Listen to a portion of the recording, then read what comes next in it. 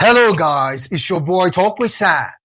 Since Newcastle decided not to sell Isak, Alexander Isak have chosen not to represent Newcastle anymore. Fans and neutrals have criticized Newcastle for their decision. And they tend to forget that this is business, not pleasure. And Newcastle have been unfortunate with their pursuit for replacement.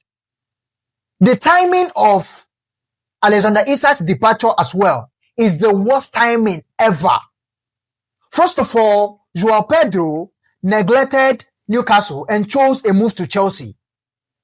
The time when Newcastle was after Ekitike, Alexander Isak was still committed to Newcastle.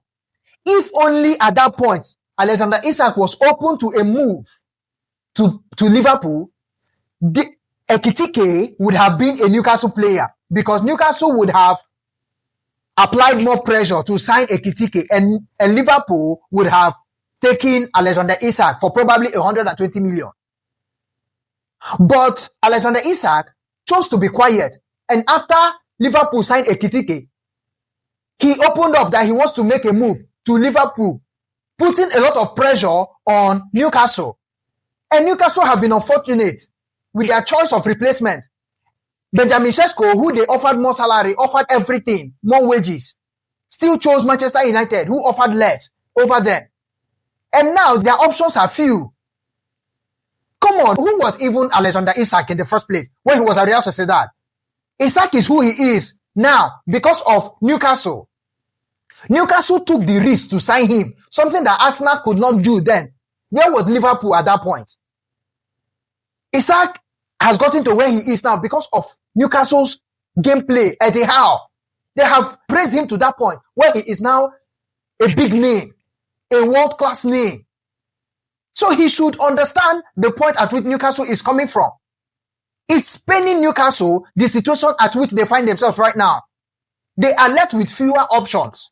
The likes of Jackson, Samu from FC Porto, Mateta from Crystal Palace, and probably Guirassy from Borussia Dortmund. Who else you want to name? So they have fewer options, and it's paining. This is business, not pleasure. Alexander Isak cannot just wake up one morning and decide to leave. And you think that Newcastle will not demand 150 million? How much is Brighton calling for Carlos Baleba? 112 million. Somebody that have just shown for probably 6 months or 1 season.